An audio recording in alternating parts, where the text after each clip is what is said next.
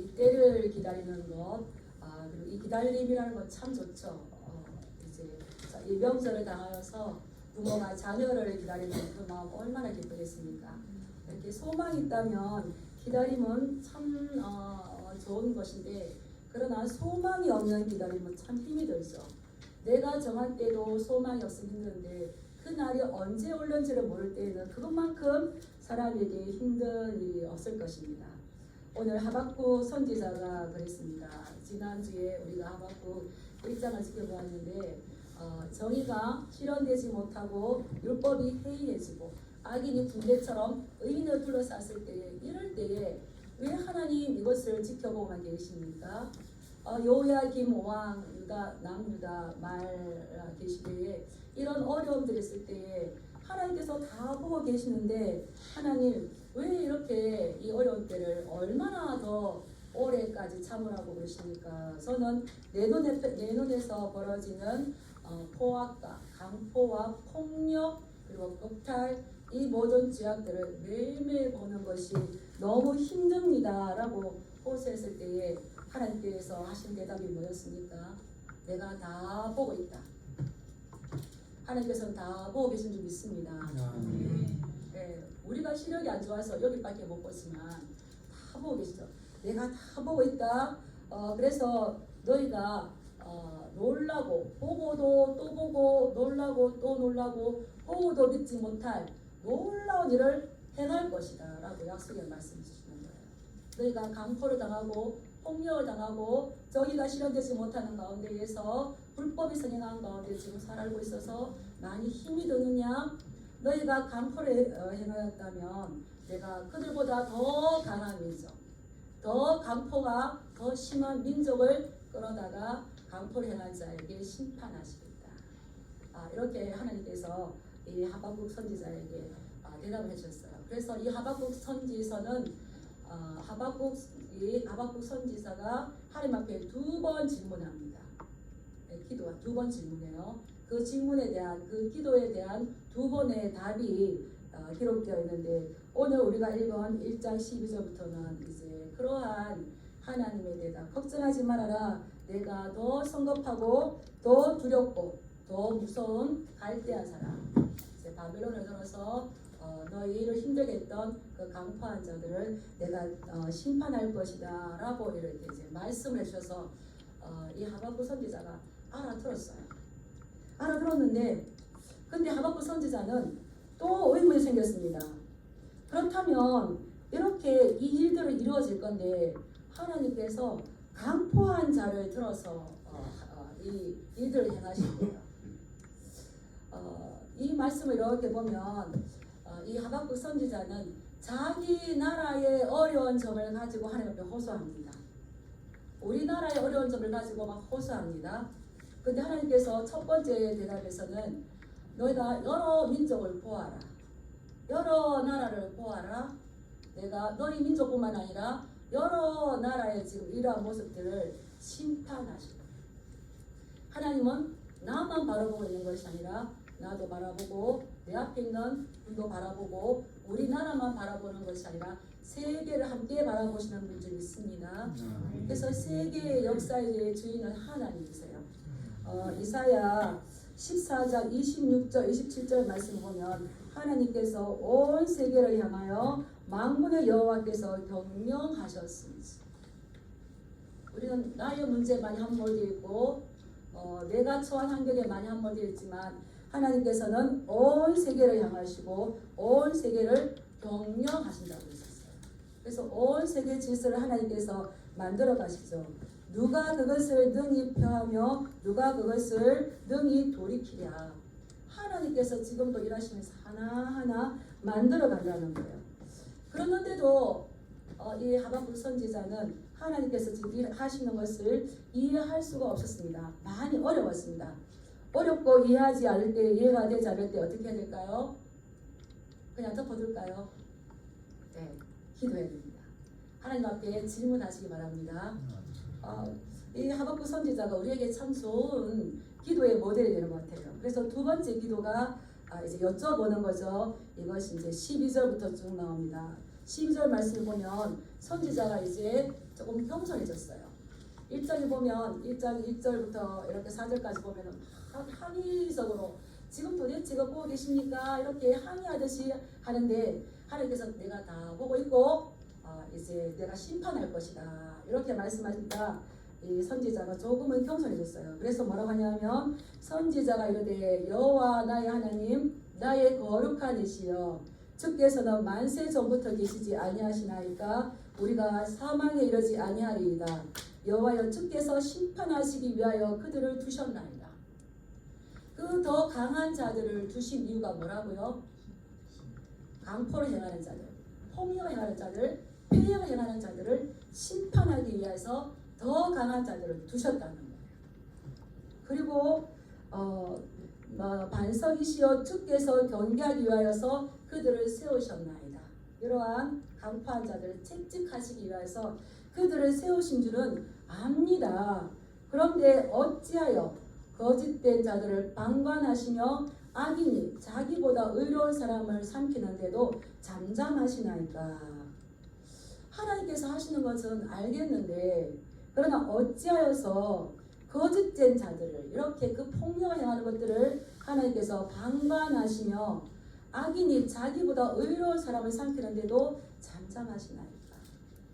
하박국은 이렇게 생각했던 것 같아요.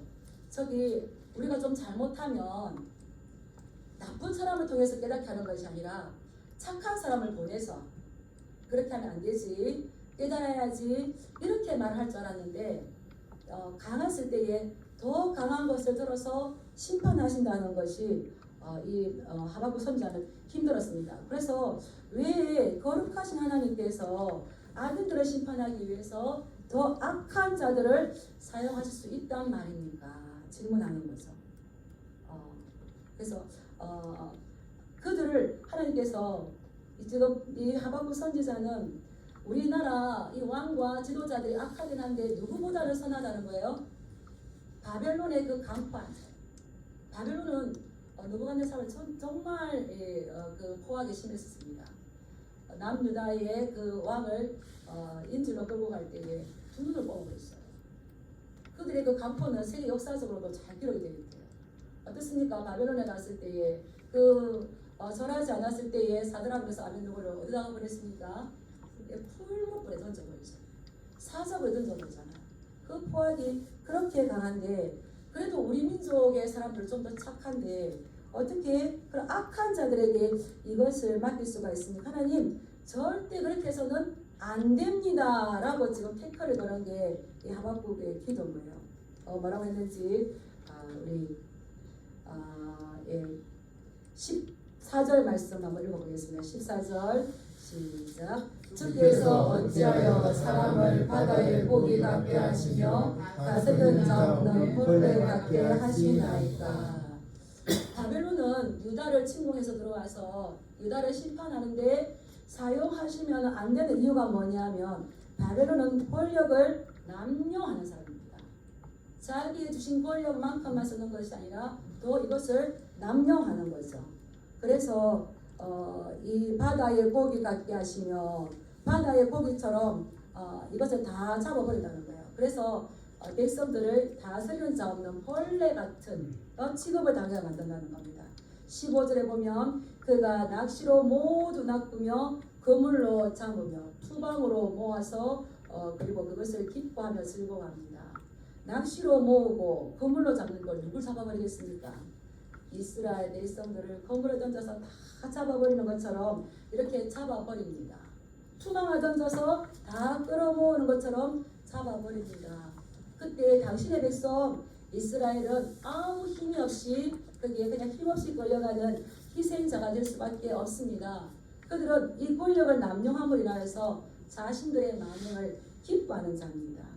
그것을 모으고 그리고 기뻐하며 즐거워하는 것. 악인이 고통당하는 것도 힘들지만 우리가 더 힘든 게 뭐겠습니까? 의인이 고통당하는 것도 힘들지만 따로 악인이 고통당하는 건 악인이 즐거워하는 건 더 힘들다. 지금 이들이 권력을 남용해서 이 백성들을 다 끌고 가고 그것을 보며 기뻐하고 즐거워하는 보기가 너무 힘듭니다. 그래서 하나님 바벨론을 심판의 도구로 사용해서는 안 됩니다라고 지금 이야기하고 있는 겁니다. 그리고 또 세 번째는 뭐냐면 우리 16절 말씀 한번 읽어볼까요? 시작. 그물에 제사하며 투망 앞에 분향하오니 이는 그것을 힘입어 소득이 풍부하고 먹을 것이 풍성하게 됨이니라. 그들은 이것을 하나님께서 지금 이스라엘을 심판하기 위해서 바벨론을 도구로 사용했다는 걸 모르고 자기들의 힘으로 이것이 일어난 줄 알고 그것을 너무 기뻐하면서 엉뚱한 제사를 드리는 거예요. 그물에 제사하고 투망 앞에 분향하면서 이 예배를 드리는 겁니다. 그들을 그렇게 도구로 사용하신 분이 누굽니까?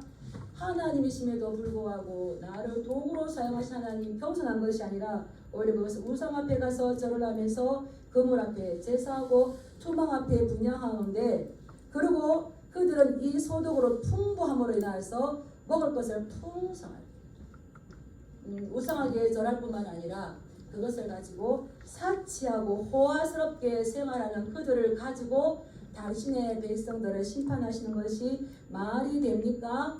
그렇게 해도 되는 겁니까? 이렇게 지금 따지는 거죠. 우리가 쉽게 말하면 하나님 그것은 아니지 않습니까? 지금 질문하는 거예요. 이렇게 기도하면서 질문하는 거 보면 우리는 상당히 의외인 것 같은데 하나님께서는 들어주시죠. 그리고 이 하박국 선지자는 내가 기도할 뿐만 아니라 하나님께서 분명하게 여기에 대해서 대답해 주시는데 내가 그 대답을 기다리겠다고 말하는 거죠. 그 대답을 어디 가서 기다립니까? 우리 2장 1절 말씀 한번 읽어볼까요? 시작. 내가 내 박수하는 곳에 서며 성문에 서랴. 그가 내게 무엇이라 말씀하시는지 기다리고 바라보며 나의 질문에 대하여 어떻게 대답하시는지 보리라 하였더니 지금 이 하박국은 자기 민족에 대해서 너무나 가슴 아팠습니다. 그래서 하나님께 기도하고 난 다음에 내가 이 내 파수하는 성문 높은 곳에 올라가서 하나님께서 어떻게 응답하시는지 내가 기다릴 거다. 이 성문에 올라가서 하나님께서 나에게 어떻게 말씀하실지를 내가 기다릴 거다. 기도하고 기다리고 하나님을 바라보고 간절히 아주 절실하게 바라보는 그 심정을 우리가 볼 수가 있는 거죠. 우리는 기도하고 기대하시기 바랍니다. 어떤 분들을 보면 내가 기도하고 난 다음에 그것을 기도했는지도 모르고 그에 대한 응답도 생각하지 않고 또 걱정하시는 분이 있어요. 우리가 하나님 앞에 기도하면 하나님께서는 들으시고 작업을 하시죠. 일을 하시죠. 이제 이 하박국은 하나님을 믿지 못해서가 아니라 1장에서 기도했던 하나님께서 말씀해 주셨을 때에 이제는 그 하나님에 대한 신뢰가 더 컸죠. 그래서 이제 내가 하나님께서 더 응답할 수 있는 내가 마음을 더 열심히 해서 더 응답을 더 잘 기다릴 수 있는 그곳에 올라가서 내가 하나님의 응답을 기다릴 것이다. 하나님께서 나에게 뭐라고 말씀하신지를 내가 기다릴 거다라고 지금 이야기하고 있는 거죠. 그래서 시간이 얼마나 지났을까 싶지만 하나님께서 이 선지자에게 응답하여 주셨습니다. 2절 말씀 보면 여호와께서 내게 대답하여 이르시되 하나님 앞에 기도하면 반드시 하나님께서는 우리에게 응답하시는 줄 믿습니다. 그때를 잘 기다리셔야 돼요. 2절 말씀 보면 여호와께서 내게 말씀하여 이르시되 너는 이 묵시를 기록하여 판에 명백히 새기며 달려가면서도 읽을 수 있게 하라라고 말씀하시는 거예요. 이제 이 2절부터 쭉 하나님께서 이 바벨론을 어떻게 심판할지를 말씀을 이어지는 거거든요. 그래서 걱정하지 마라. 또 두 번째 이 질문 가운데서 걱정하지 말아라. 그들이 포악한 것 같지만 그들을 도구로 사용하고 난 다음에 도구로 사용했던 그들도 내가 심판하여서 그들을 징벌할 것이다. 왜냐하면 그들은 너무 지나치게 잘못했다는 거예요. 하나님께서 우리에게 일을 주시고 우리를 도구로 사용하실 때에 그 폭 안에서 하나님 앞에 겸손하게 했으니 반드시 축복합니다. 이것을 너무 내가 과하게 했을 때에는 하나님께서 기뻐하지 않으세요. 그래서 이 대답을 하시면서 다른 말씀을 하시는 거예요. 하나님께서 하박국 선지자에게 내가 너에게 보여줄 건데 이것은 판에 새겨서 보관하라. 이것을 묵시를 기록하여서 판에 명백히 새기라. 이 말씀은 새겨서 보관하라는 겁니다. 판에 왜 새기겠습니까? 모든 사람들이 쉽게 알 수 있도록, 모든 사람들이 다 보는 곳에 이것을 게시하라는 거죠. 쉽게 말해서 하박국 선지자의 집 문 앞에 게시하든지, 성전에 이것을 지금 말씀하실 것들을 기록하든지 다 기록해놓고 다 볼 수 있도록. 근데 어떻게 기록하라고요? 명백하게 기록하라는 거예요. 심지어 달려가면서도 볼 수 있게끔. 진주에 오실 때에 어떤 이정표를 따라왔습니까? 게시판 있잖아요. 달려가면서도 속도가 있지만 볼 수 있도록, 정확하게 볼 수 있도록 명백하고 크고 또렷한 글씨로 이것을 기록하여서 보관하여라 말씀하시는 거예요. 왜 보관하겠습니까? 하나님께서 약속하시고 이 일이 일어났을 때에 이것은 어쩌다가 일어난 일이 아니라 하나님께서 말씀하시고 하나님께서 그 약속을 성취하셨네. 선지자를 통하여서 하신 말씀이 이루어졌구나를 그들이 알게 하시기 위해서 지금 판에 명백하게 크게 기록하여서 그것을 보관하라고 말씀하시는 겁니다. 그리고 달려가면서도 누구나 다 볼 수 있도록 그렇게 기록하는 말씀이죠. 그리고 하박국 선지자에게 하나님께서 한 가지 주의를 주셨어요. 우리 3절 말씀 읽어보겠습니다. 3절 시작. 이 묵시는 정한 때가 있나니 그 종말이 속히 이르겠고 결코 거짓되지 아니하리라. 비록 더딜지라도 기다리라. 지체되지 않고 반드시 응하리라. 이 정한 때에 이것이 속히 이루어져서 내가 너희를 힘들게 했던 그 바벨론을 심판할 것이다. 이 말씀이 있는데 시간이 부족해서 20절까지 읽지 못하는 게 참 안타까운데요. 우리가 한 번 더 살펴보겠습니다. 그들을 왜 하나님께서 심판하시는지 우리 2장 5절 말씀 한번 해볼까요? 2장 5절 시작. 그는 술을 즐기며 거짓되고 교만하여 가만히 있지 아니하고 소울처럼 자기의 욕심을 넓히며 또 그는 사망 같아서 족한 줄을 모르고 자기에게로 여러 나라를 모으며 여러 백성을 모으나니. 그들의 욕심과 탐심은 끝이 없어서 사망처럼 계속 자기의 욕심을 부린다는 겁니다. 교만하다는 겁니다. 그렇기 때문에 그에게는 화가 있을 것인데 하박국 걱정하지 마. 내가 지금 다 보고 있어서 그들에게 화가 임하도록 내가 할 거야. 그래서 5가지 재앙을 말합니다. 6절 말씀에 보면 화 있을진저 나오거든요. 6절에 화 있을진저, 또 9절에 끝에 보면 화 있을진저, 12절의 끝에 보면 화 있을진저, 15절 끝에 보면 화 있을진저, 17절에도 말씀합니다. 한번 같이 읽어볼까요? 시작. 이는 내가 레바논에 강포를 행한 것과 짐승을 죽인 것, 곧 사람의 피를 흘리며 땅과 성읍과 그 안의 모든 주민에게 강포를 행한 것이 내게로 돌아오리라. 아멘. 이거는 너에게는 화가 있을 것인데 네가 강포를 행하고 겁탈을 하고 죄악을 심었던 그 모든 것 심은 대로 그에게 갚아줄 것이다. 너희가 무엇을 심든지 심은 대로 거두리라. 우리 예수께서 말씀하셨잖아요. 그래서 좀 무서운 말이 뭐가 있습니까? 인생은 부메랑이다.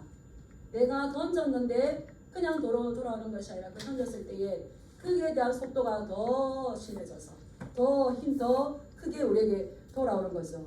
이러하게 화했을진저 그들이 강포를 행한 것과 피를 흘린 것과 강포를 행한 것.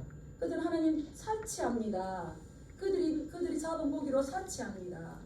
그들이 자치한 이 나라의 그 살림을 레바논의 그 좋은 백향목을 무조건 베서 자기들의 집을 화려하게 지으면서 거기에 있는 살림에 있는 수많은 나무뿐만 아니라 짐승들도 다 죽이고 사람들도 다 포로로 끌려가서 자기들의 마음대로 행하였던 거기에 대해서 화했을진저 내가 그들을 이 모든 것들이 그들에게 돌아가도록 할 것이라 라고 이제 말씀하시는 겁니다. 그러면서 하시는 말씀이 내가 이것을 할 건데 하박국 너는 단단히 들어 너는 조심해 한 가지 주의를 주셨어요. 따라하겠습니다. 비록 더딜지라도 기다려라. 하나님께서는 약속하시고 그 약속을 성취하시는 분이십니다. 근데 우리가 이 약속과 성취 사이를 살아가는 사람들이에요. 약속과 성취 사이를 살아갈 때에 우리의 자세, 우리의 태도가 필요한 거죠. 하나님께서는 그러한 이 하박국에게 너는 한 가지 주의를 가져야 되는데 이것이 이루어질 거고 반드시 응할 것이고 속히 응할 것인데 그런데 네가 생각하는 때가 아니야. 그때 네가 할 수 있는 것은 비록 더딜지라도 기다리는 거야. 인내가 필요한 거죠. 네. 우리는 내가 생각한 때에 내가 계획한 것이 이루어지기를 원하는 마음들이 있습니다. 그래서 그것이 이루어지지 않으면은 성급하고 조급하고 분내기도 합니다. 그래서 내가 생각하는 그 시기, 내가 원하는 그때에 이것이 이루어지기를 원합니다. 이것은 어디를 본받은 걸까요? 현대 속도의 시대를 본받은 거죠. 근데 하나님께서는 잠잠하라, 기다리라, 인내하라고 말씀하시는 겁니다. 그래서 우리 예수님께서도 다 하나님의 시간표대에 움직이셨어요.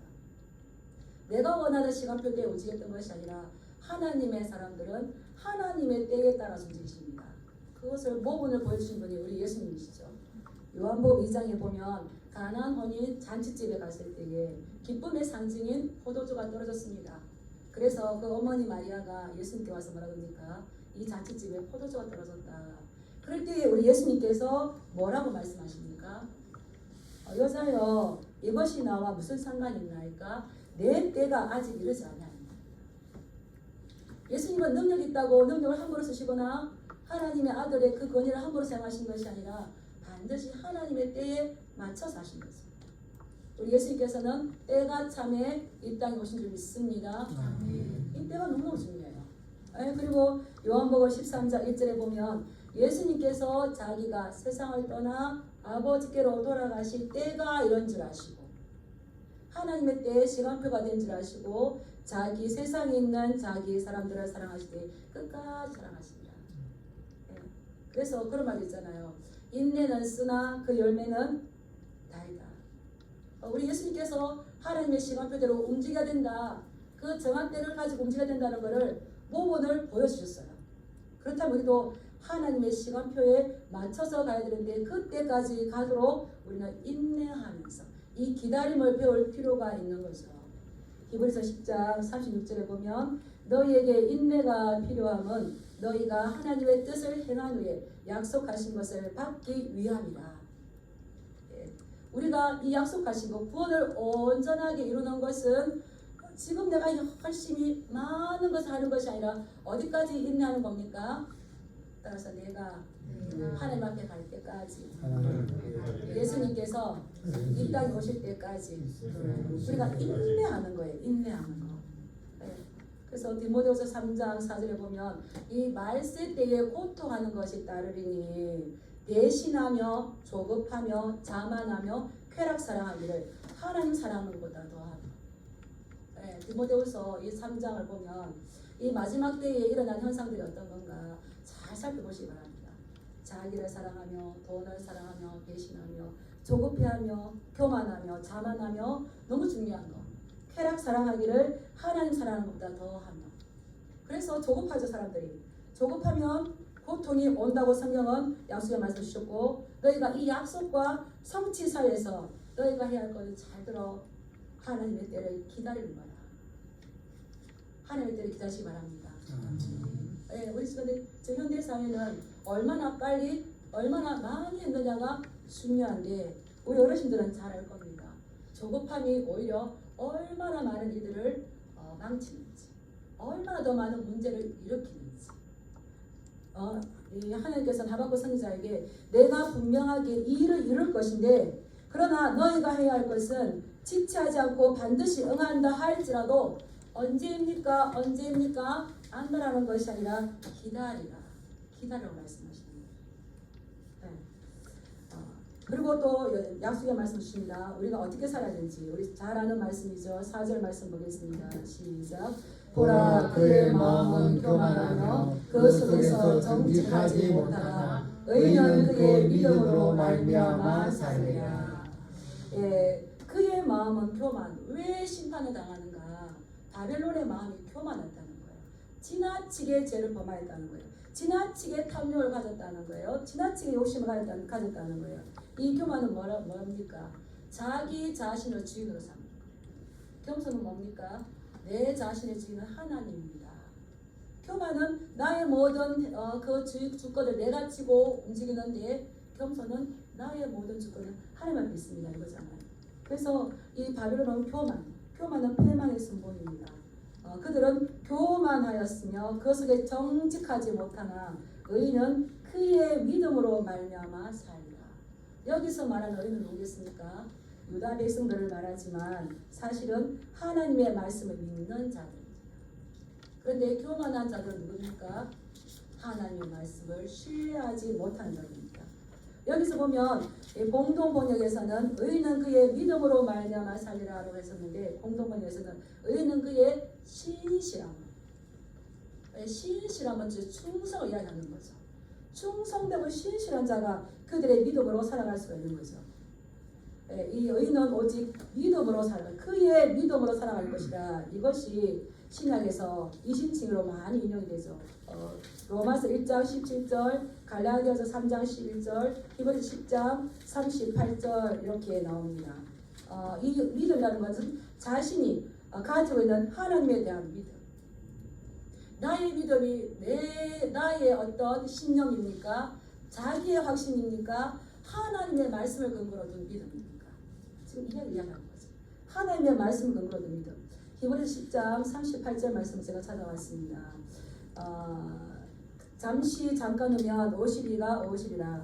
나의 의인은 믿음으로 말미암아 살리라. 또한 뒤로 물러가면 내 마음이 그를 기뻐하지 아니하리라 하였느니라. 우리는 뒤로 물러가 멸망 당할 자가 아니요 오직 영혼을 구원함이 이르도록 믿음을 가진 자니라. 믿음을 가진 자는 아무리 상황이 어렵고 내가 이해할 수 없을 때에 뒤로 물러가지 않는다는 겁니다. 오히려 이것을 영혼 구원함에 이르도록 믿음으로 앞으로 나간다는 거죠. 환경이 어려우냐 환경이 쉬우냐 중요한 게 아니라 그 어려운 가운데서도 따라해보겠습니다. 믿음의 사람들은 전진한다. 믿음의 사람들은 진보 너희 진보 전진 너희 진보 나타내야 되잖아.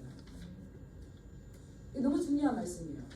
그 믿음을 내가 가지고 있으면은 안달하고 조급해하고 성내고 말세 보통의 답으로 갈 수밖에 없지만 그것을 내가 하나님에 대한 믿음, 하나님에 대한 신실함, peaceful, 이 충성스러움을 가지고 있다면 어렵고 힘드냐가 중요한 게 아니라 하나님 앞에서 신실한 믿음으로 충성스럽게 나아갈 수가 있겠죠.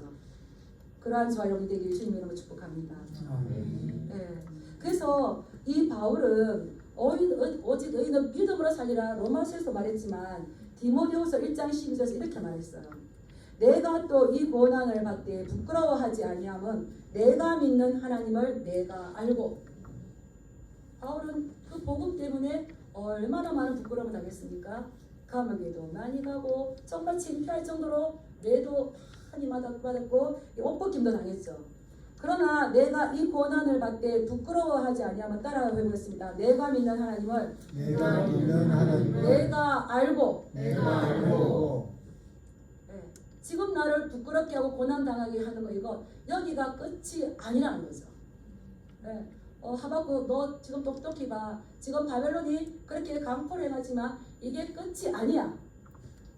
여전히 진행 중이고 나는 그들을 다 보고 있어.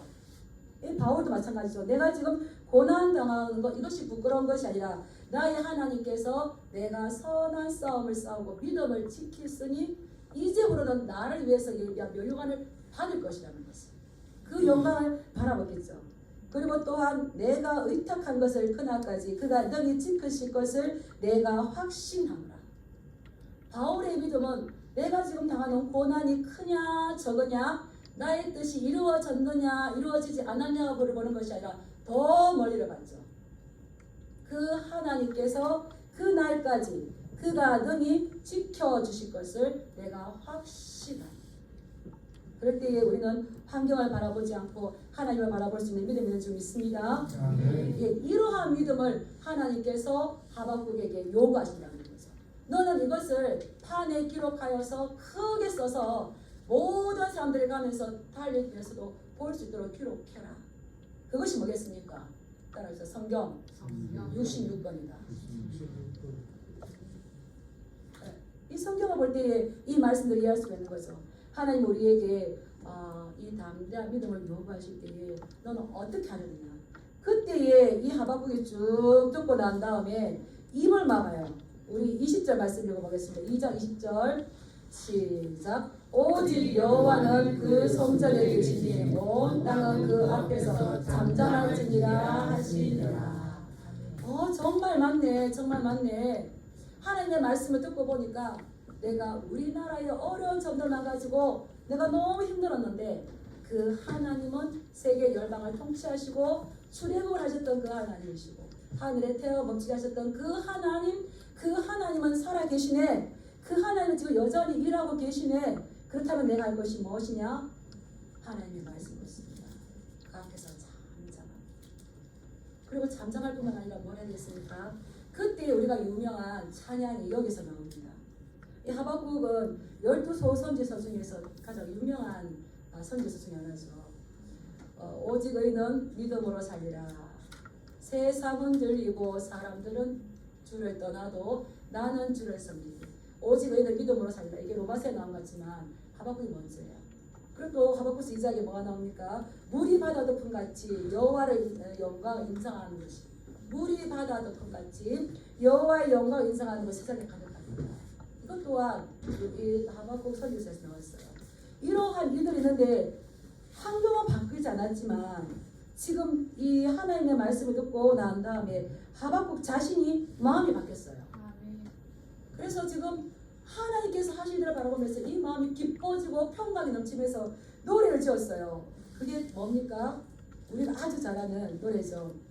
비록 무화과 나무가 무성하지 못하며 포도나무에 열매가 없으며 감람나무에 소출이 없으며 밭에 먹을 것이 없으며 우리의 양이 없으며 외양간에 소가 없을지라도 큰일 났다 어떻게 하도 하지 아니하고 따라하겠습니다. 나는 여호와로 말미암아 즐거워할 것이다. 즐거워할 것이다. 하나님으로 말미암아 기뻐할 것이다. 우리의 기쁨의 조건은 뭡니까? 네, 여전히 세상적인 것들이 채워지면 기쁘죠. 근데 그것은 잠시 있는 것 또 목말라져요. 근데 이 하박국이 하나님 앞에 묻고 그에 대한 답을 들었을 때에 하나님께서 어떻게 또 일하실 것을 들었을 때 그의 마음은 떨렸고 너무너무 기뻤다는 거예요. 그래서 약속과 성취 사이에서 하나님께 하실 것이기 때문에 나는 하나님을 찬송할 것이다. 찬양 이틀 귀하시게 한 겁니다. 찬양 많이 하시기 바랍니다. 하나님께서 하실 일들 가운데서 우리가 뭘 도와드리겠습니까? 무슨 어떤 능력을 보태드리겠습니까?